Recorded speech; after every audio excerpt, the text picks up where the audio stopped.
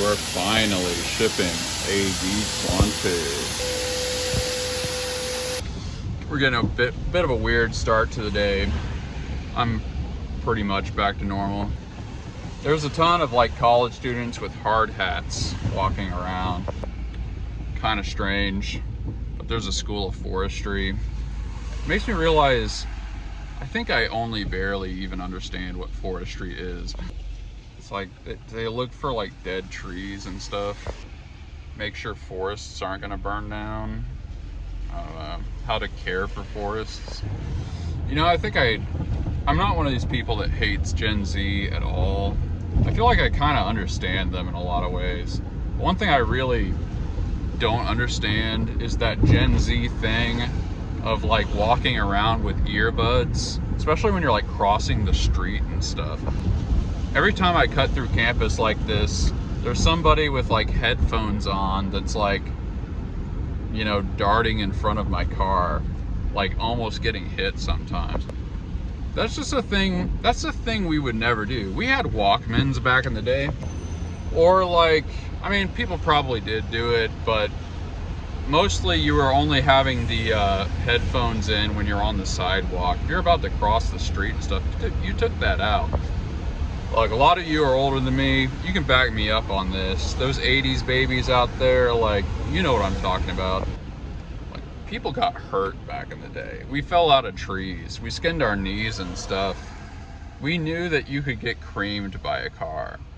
We're not having, like, our Van Halen, Marty McFly style blaring in our ears. We all saw that scene where he popped in the tape and woke up his dad in Back to the Future, and we were never the same. We're like, we're not doing that. Okay, I'm not 100% sure, but there's this lady that I was kind of debating on Facebook a little bit. I try not to do that, but man, she was just, I'm not even gonna get into it, but I kind of think I just opened the door for her. It's been a while since I checked, but I think Nacogdoches is 10 to 15,000 people technically. On Facebook, I think I have 3,000 or 4,000 friends. A lot of those aren't from Nacogdoches, but still, there's a decent chance that I run into somebody almost every day. I mean, not every day. Every so often that I actually am Facebook friends with that I've never really met before. So, not 100% sure, but I'm kind of glad she didn't remember who I was. I think my rule, I don't know if I've articulated this, but I don't do Facebook debates anymore at all. But I'll let myself go like 2 or 3 comments. Like if I'm going 3 comments deep with somebody on Facebook about something, that's like a sign that it's like really important to me. And I think I went one comment deep with this lady. So it wasn't even really a debate, but that would be very weird if that actually was her. Most of the time, you shouldn't do that at all. You should not debate anybody online, like, ever, because it's just stupid. But sometimes I find a comment section that's so full of people that they've clearly never, not only are they wrong, they've never even heard of somebody that thinks anything else. That I feel like I just have to drop one bomb. I just have to say, there has to be like one person that raises a counter argument, especially when it's just like black and white, they're incorrect about this thing. I'm not saying I have an obligation to do it, but I'll do it. I'll do that. Where a lot of people go wrong is they'll do that with things that are like just opinions. You know, there'll be a bunch of people that agree on something and then they just have to come in and just be like, well, actually, I think it's like this. But if it's like a verifiable fact and nobody's saying it and everybody has the wrong idea, it feels like there's some kind of like civic responsibility that somebody has to at least create the possibility that one of these people could learn the truth. So yeah, I've never quite articulated that philosophy, but I really kind of believe that.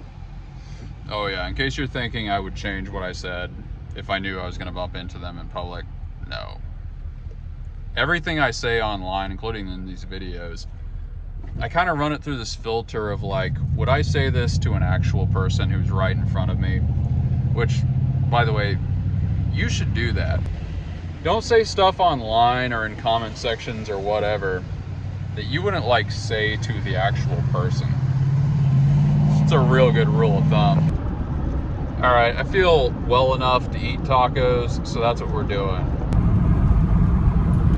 This is really out of nowhere, but I think I finally crystallized why it's difficult for me to read fiction. I have no idea where this thought came from, but it just kind of dawned on me. This is as perfect a way as I've ever thought of to describe my difficulty with fiction. So there are people that don't read fiction or can't read fiction or enjoy it because they can't empathize with the characters. Like they're just the kind of people that can't see from any other person's perspective, which is really unfortunate. Those people can be pretty annoying in life, not gonna lie. Maybe they can't help it, so whatever. I'm not that kind of person. I'm not saying I'm the best in the absolute world or anything, but I can see from other people's perspectives pretty well. Especially once you can like find things out about them, etc. Here's the way to illustrate this.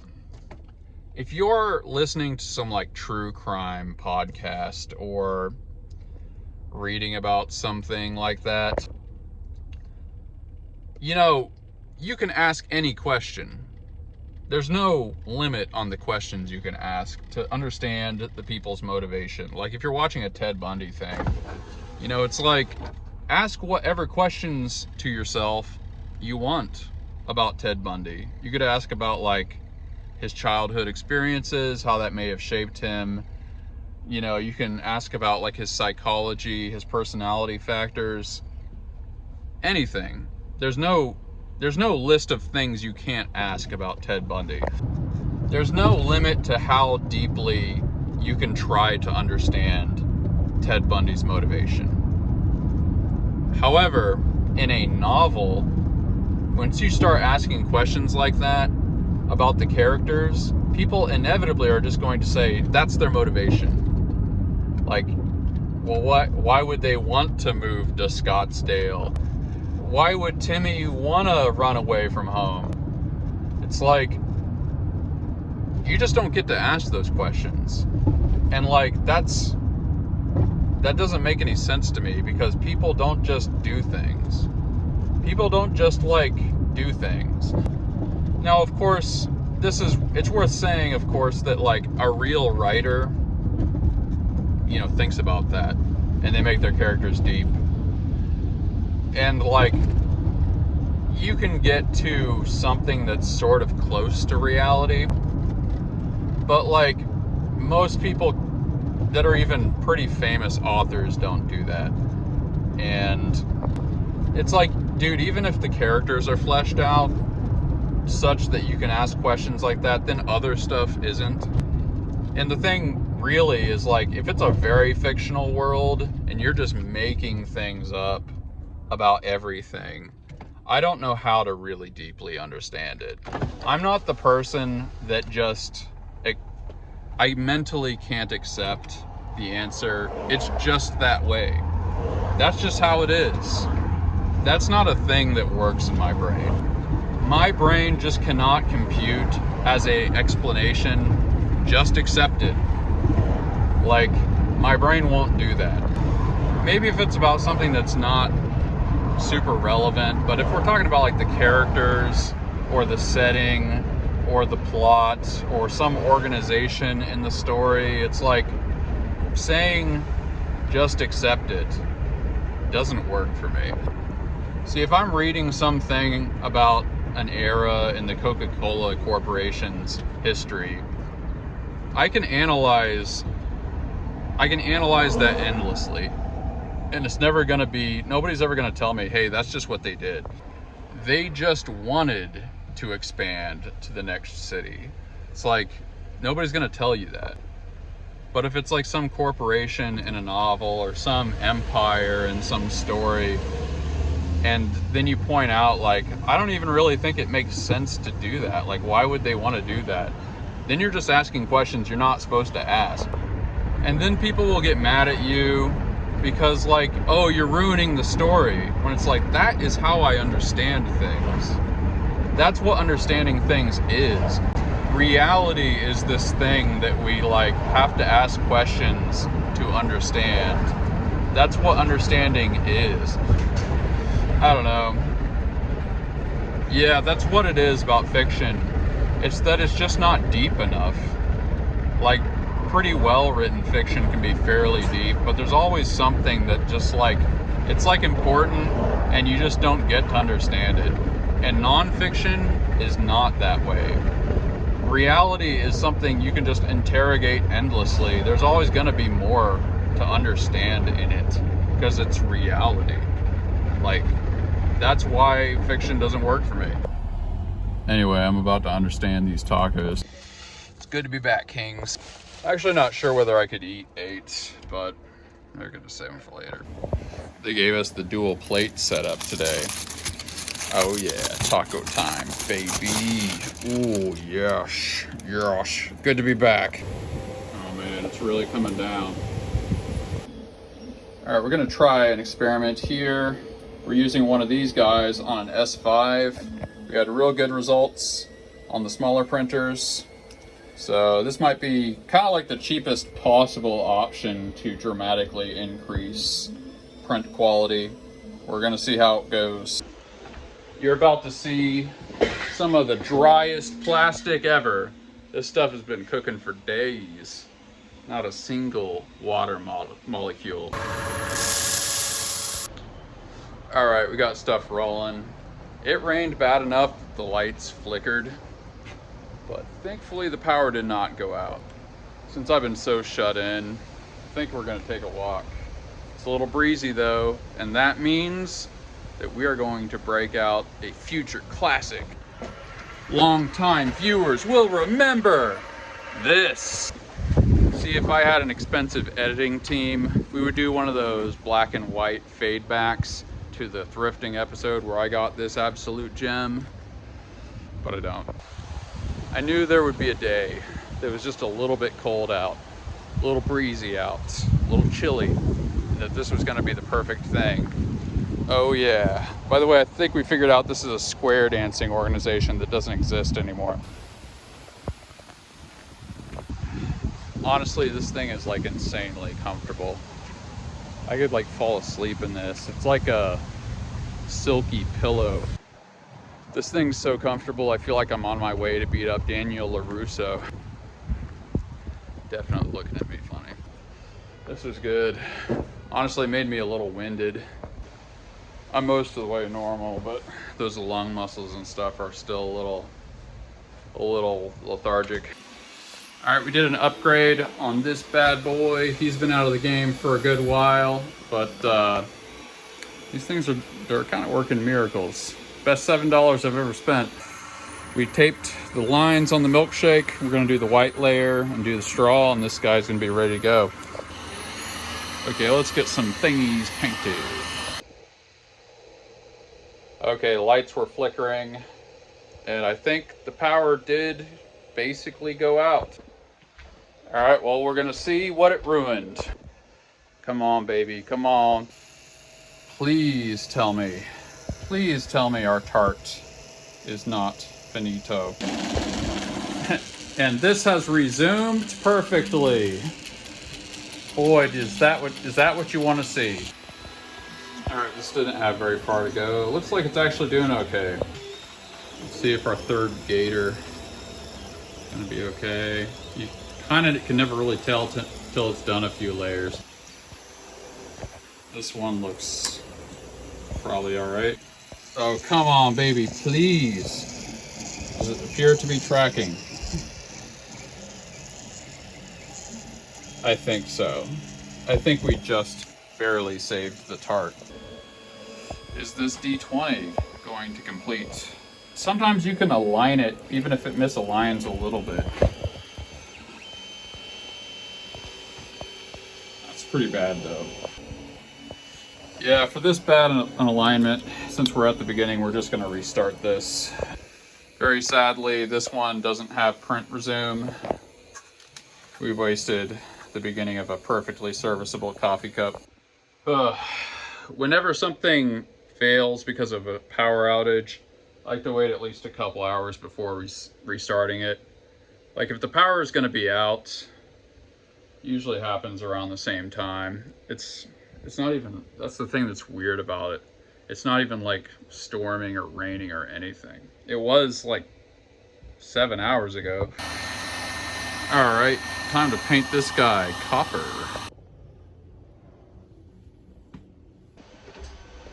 Oh, I'm still a little weak, but we got stuff painted, which is really what we needed to do today. Checking back in on the tarts. There might be a little bit of a layer shift. I don't know. I think it might kind of be okay. This is kind of like the layer where the toppings and stuff are starting, roughly. I don't know, we'll see. Got the bees buzzing. That's about all I got in me today. I think we're gonna catch up on comments tomorrow. I'm really exhausted and I still have to edit this video. We did a full day, but like just barely. It's good though. We're giving a lot for the customers. Tell me what you're grateful for in the comments. Join the Discord. You guys are the best. Peace out.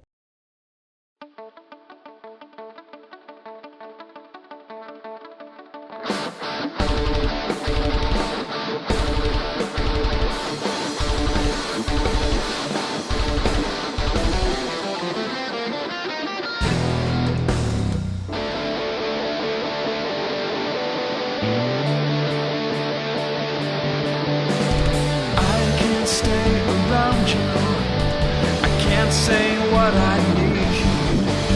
This blinding arm of lessons I'm seeing to standing in a moment. What has been is cast aside, frozen there as time rode. I know that you must have died.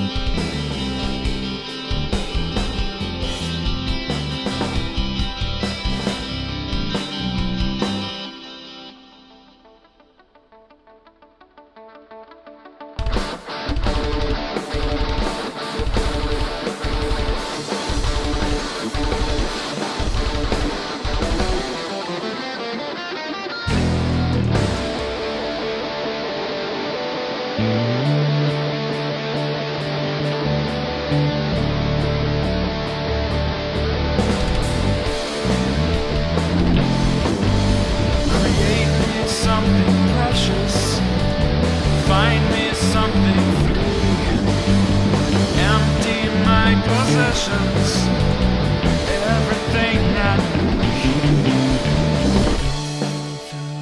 oceans, and we're all going to die. So leave me something precious, another lucid light.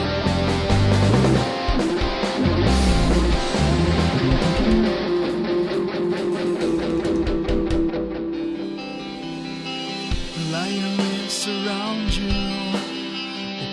Open up your light. Time to say Auf Wiedersehen.